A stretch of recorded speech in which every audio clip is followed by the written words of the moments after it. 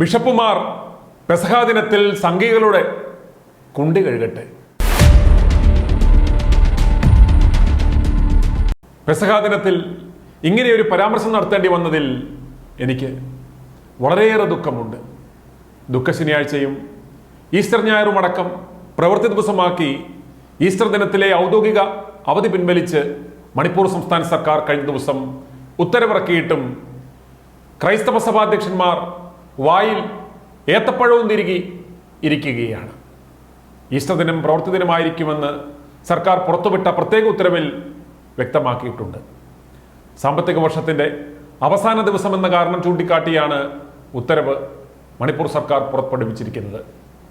March 31 ഈ വർഷത്തെ Easter. March 30 ശനിയാഴ്ചയും 31 ഞായറാഴ്ചയുമാണ്. ഈ 2 ദിവസങ്ങളും പ്രവൃത്തി ദിവസമായിരിക്കുമെന്ന് സംസ്ഥാന സർക്കാർ പുറപ്പെടുവിച്ച ഉത്തരവിൽ പറയുന്നു. മറ്റെല്ലാ സംസ്ഥാനങ്ങളിലും ഇപ്രകാരം തന്നെയല്ലേ, അതോ അവിടങ്ങളിൽ ദിവസത്തിന് വല്ല വ്യത്യാസവുമുണ്ടോ? ദുഃഖശനിയും ഈസ്റ്റർ ഞായറും ക്രൈസ്തവ വിശ്വാസികളെ സംബന്ധിച്ച് ഏറ്റവും പ്രധാനപ്പെട്ട ദിവസങ്ങളാണ്. ക്രൂശിലേറ്റപ്പെട്ട യേശുക്രിസ്തു ഉയർത്തെഴുന്നേറ്റതിൻ്റെ ഓർമ്മ പുതുക്കുന്ന ദിവസമാണ് ഈസ്റ്റർ.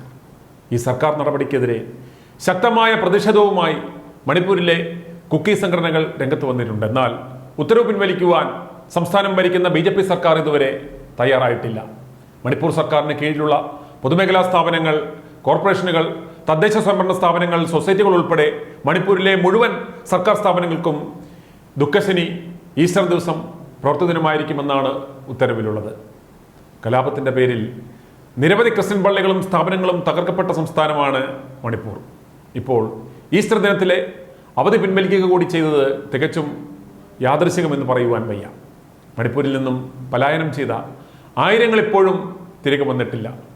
45,000-ഓളം പേർ ഇപ്പോഴും ദുരിതാശ്വാസ ക്യാമ്പുകളിൽ കഴിയുകയാണെന്നാണ് ഇംഫാലിലെ കാത്തലിക് ചർച്ച് മേധാവി ആർച്ച് ബിഷപ്പ് ഡൊമിനിക് ലുമൻ പറയുന്നത്.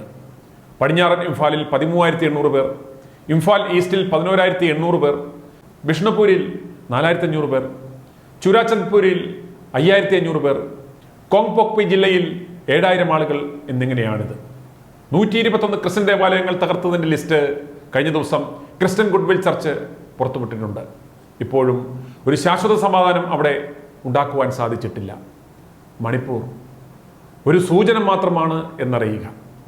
ഈ വിഷയത്തെക്കുറിച്ച് നാഷണൽ കൗൺസിൽ ഓഫ് ചർച്ചസിന്റെ അധ്യക്ഷനും സംഘികളുടെ നോമിനിയായി ഈ പദവിയിലെത്തിയ സബോളക്കണ്ണനും ഇതുവരെ ഒരക്ഷരം മിണ്ടിയിട്ടില്ല. അതുപോലെ ഡൽഹിയിൽ പോയി കേക്കും വൈനും നക്കിയിട്ട് വന്ന ലോഹത്തൊഴിലാളികളും ഈ ഉത്തരവ് കണ്ടമട്ടില്ല. കാണഞ്ഞിട്ടല്ല, മിണ്ടാൻ ഇവറ്റകൾക്ക് ശേഷിയില്ലാത്തത് കൊണ്ടാണ്. ക്രിസ്തു ക്രൂശിലേറി യേശുക്രിസ്തുവിന് എന്നും ദുഃഖവെള്ളിയും ഈ നൈറ്റി തൊഴിലാളികൾക്ക് അവരുടെ ജീവിതത്തിൽ എന്നും ഈസ്റ്ററുമാണ്. ഇവന്മാരുടെ ജീവിതത്തിൽ ആ ഈസ്റ്ററിന്റെ സന്തോഷം എന്നും നിലനിർത്താൻ ഇവന്മാർ ആരുടെ കുണ്ടി വേണമെങ്കിലും കഴുകും. ഇവന്മാർ എന്ത് പറഞ്ഞാലും എന്ത് കാണിച്ചാലും ആമീനടിക്കുവാനും കുനിഞ്ഞു നിൽക്കുവാനും മൊണ്ണവിശ്വാസികൾ ഉള്ളിടത്തോളം കാലം ഇവന്മാർ ഈ പണി തുടരും. ഇവന്മാരുടെ ജീവിതത്തിൽ എന്നും ഈസ്റ്ററിന്റെ സന്തോഷമായിരിക്കും. മോദി സർക്കാരിനോട് ഇത് അനീതിയാണ്, ഭരണഘടന ഞങ്ങൾക്ക് നൽകിയിരിക്കുന്ന മൗലിക അവകാശങ്ങളുടെ നിഷേധമാണെന്ന് ശബ്ദിക്കുവാൻ ശേഷിയുള്ള ഏതെങ്കിലും ഒരു മതമേധാവികൾ, നൈറ്റി തൊഴിലാളികൾ, തൊപ്പിത്തൊഴിലാളികൾ ഏതെങ്കിലും ചവകളിലുണ്ടോ? ഇല്ല. 100 കണക്കിന് പെണ്ണുകേസുകൾ, കുഴൽപ്പണമിടപാട്, അനധികൃത സ്വത്ത് സമ്പാദനം, ടാക്സ് വെട്ടിപ്പ്, കൊലപാതകം തുടങ്ങി എന്ന് വേണ്ട ഇവൻ ഏതവനെ എടുത്താലും ഒരെണ്ണത്തിന്റെ പേരിൽ ഇതുപോലെയുള്ള 100 കണക്കിന് കേസുകൾ കാണും. പിന്നെ ഇവനൊക്കെ നിവർന്നു നിന്ന് എങ്ങനെ കാര്യങ്ങൾ സംസാരിക്കും? അതുകൊണ്ട് ജനങ്ങൾ പ്രതികരിക്കേണ്ട സമയമായിരിക്കുന്നു നിങ്ങളുടെ ചൂണ്ടുവിരൽ കൊണ്ട്. ഈ ലോക്സഭാ തിരഞ്ഞെടുപ്പ് അതിനുള്ള വേദിയാണ്. പിന്നെ ഇന്ന് നല്ല വൃത്തിയുള്ള മൃദുലമായ കഴുകി വൃത്തിയാക്കിയ കാലുകൾ വീണ്ടും കഴുകുവാൻ മെത്രായോളികൾ വരും. കുംഭകാരണം കുത്തിയിരിക്കാൻ വയ്യെങ്കിലും ഈ മോന്മാർ കിടന്നാണെങ്കിലും ഇന്ന് കാല് കഴുകും.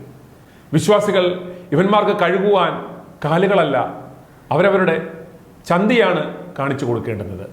ഇവന്മാർക്ക് വിശ്വാസികളുടെ പൃഷ്ഠം കഴുകുവാനുള്ള യോഗ്യത പോലുമില്ല എന്ന് മനസ്സിലാക്കുക. പിന്നെ കൈമുത്ത് കൊടുത്താൽ ഇവന്മാർ ആരുടെ കുണ്ടി വേണമെങ്കിലും എത്ര പ്രാവശ്യം വേണമെങ്കിലും കഴുകി കൊടുക്കും. അതുകൊണ്ട് വിശ്വാസികളെ, നിങ്ങളെ രക്ഷിക്കുവാൻ നിങ്ങൾ മാത്രം. അതിന് നിങ്ങൾക്ക് കർത്താവ് തന്നിരിക്കുന്ന ഏറ്റവും വലിയ ആയുധമാണ് ഈ വിരൽ. അത് ഫലപ്രദമായി ഉപയോഗിക്കുക. i2i News, an eye for truth. i2i News subscribe ചെയ്തിട്ടില്ലാത്തവർ ഇപ്പോൾ തന്നെ സബ്സ്ക്രൈബ് ചെയ്യുക. നോട്ടിഫിക്കേഷൻ ലഭിക്കുവാൻ ബെൽ ബട്ടണും അമർത്തുക.